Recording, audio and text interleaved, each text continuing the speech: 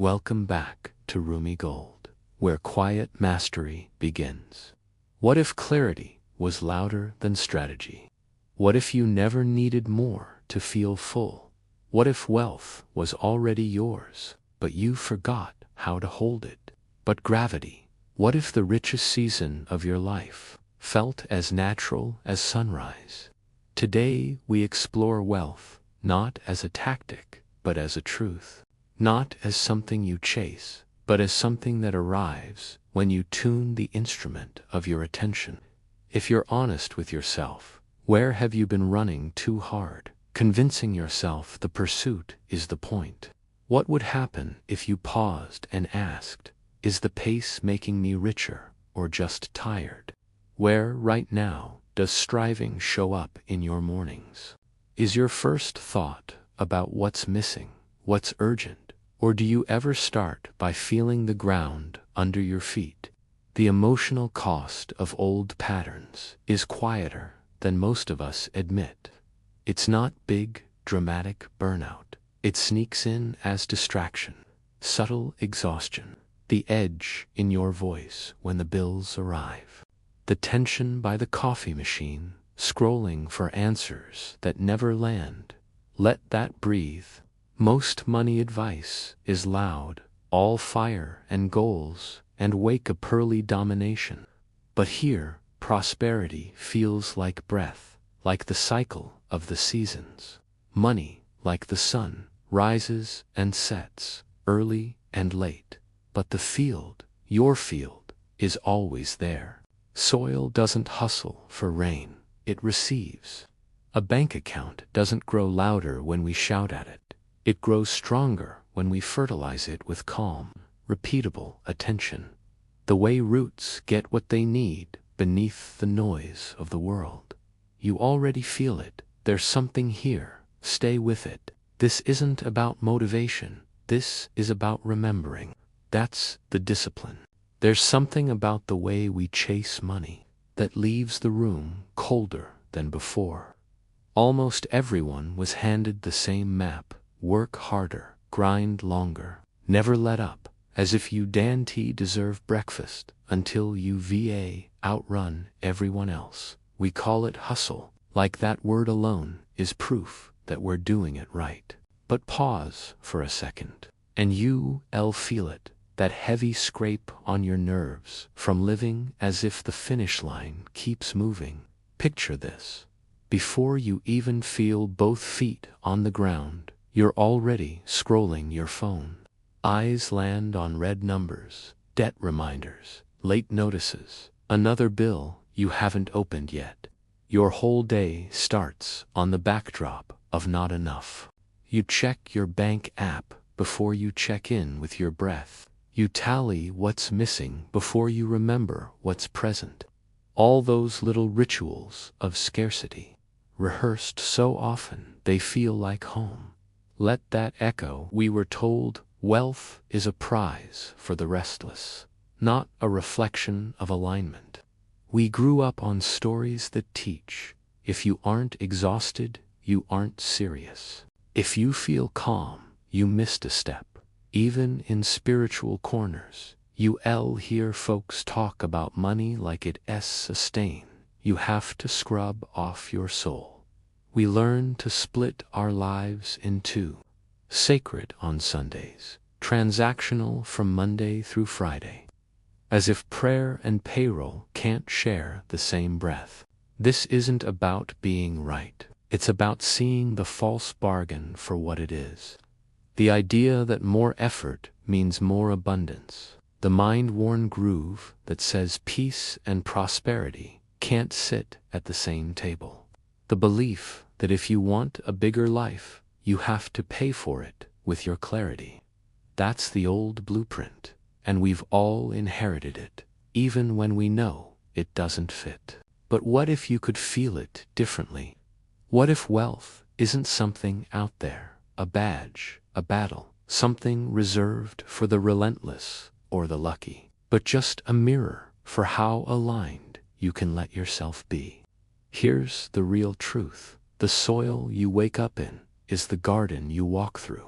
Plant scarcity, harvest exhaustion, rehearse separation, live divided. The work isn't harder hustle. It's seeing the ritual behind your reality. You already know that. What happens to your day if your first real act is inhaling, not reacting? What shifts when you remember breath before business, heart before numbers? What if the signal to your body was I am already supplied, not I need to catch up? Pause there, let that land. Most people wake up chasing. Before their feet hit the floor, their mind races to the next problem. Maybe it's checking email. Maybe it's watching the clock and feeling behind already.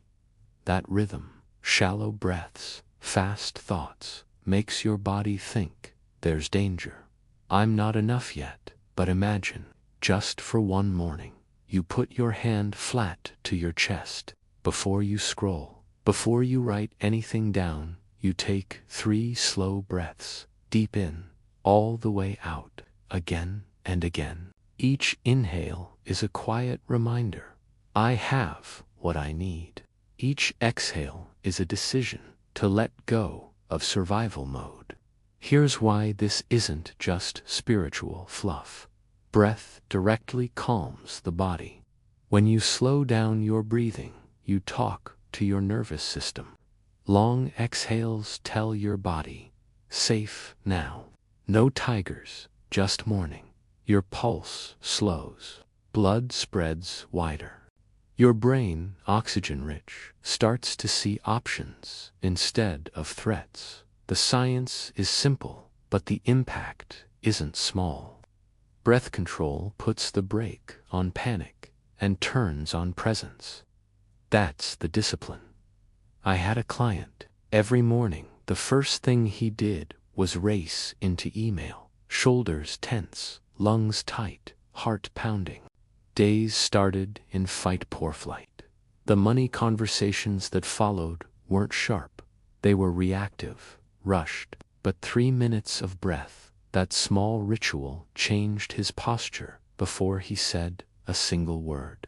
Suddenly, his voice carried patience instead of pressure. People felt it. He started negotiating like someone who already owned the land. His deals got steadier, not because he tried harder, because his state changed first. Maybe this is what clarity sounds like. Breath is the rehearsal.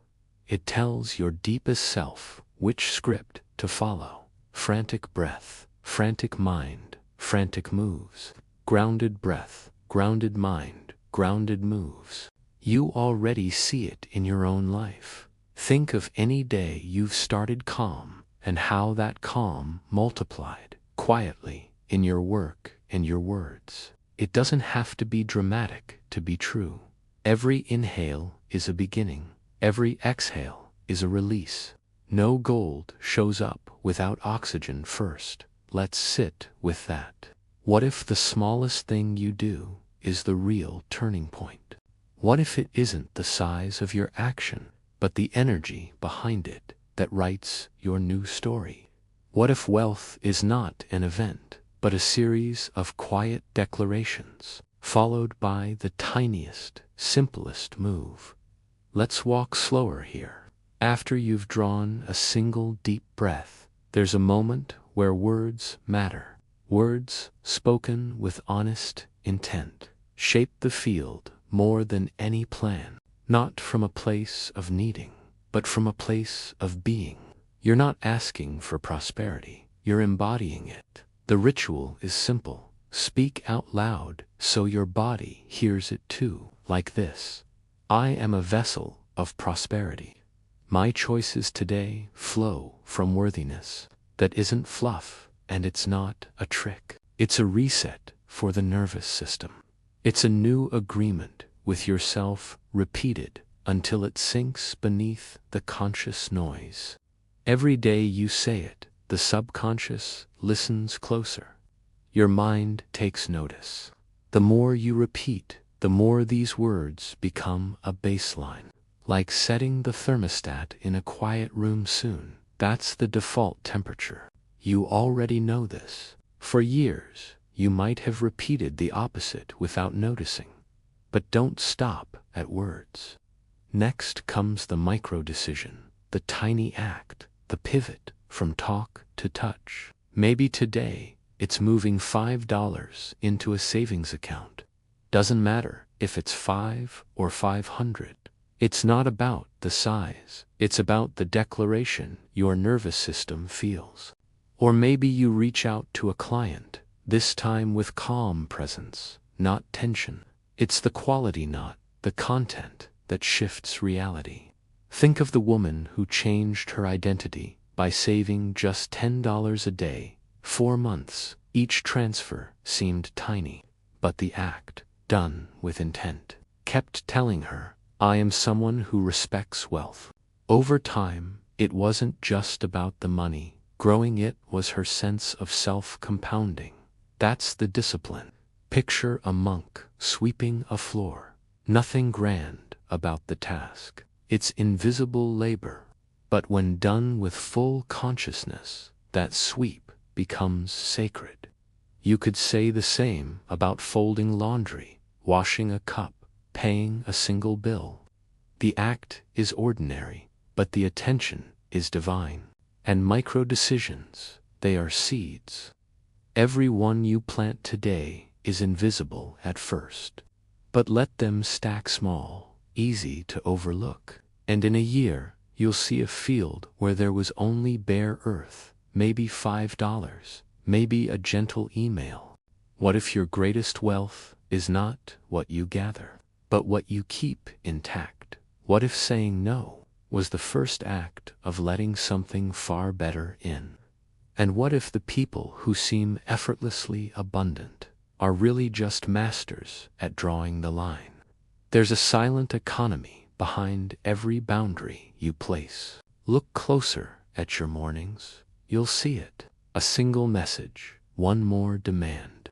A calendar that grows more crowded by the minute. It's easy to think you owe a piece of yourself to everyone who asks. That's a lie most of us have paid for too long. Here's what never changed, even when everything else did. Boundaries are the vessel. Without them, whatever you pour disappears. With them, you hold what matters. And you notice what's leaking out. Imagine pouring water into a sieve. There's effort, but no result. Try again, this time with a bowl. Everything you need stays inside. It's that simple. But it's not always comfortable. Let's sit with that. When you set one clear boundary, you are not closing doors. You are clarifying the path. One client, years ago, doubled what he earned, simply by ending the habit of negotiating his worth downward. He stopped explaining, stopped bending, stopped shrinking. New clients saw the boundary and respected it. The line itself became an unseen invitation for higher caliber opportunities to find him. That's the discipline. Look at a tree. Its roots do not apologize for where they draw the line. The boundary is what lets that tree stand tall, collect sun, gather what it needs. When storms come, the roots don't move, so the tree does not fall.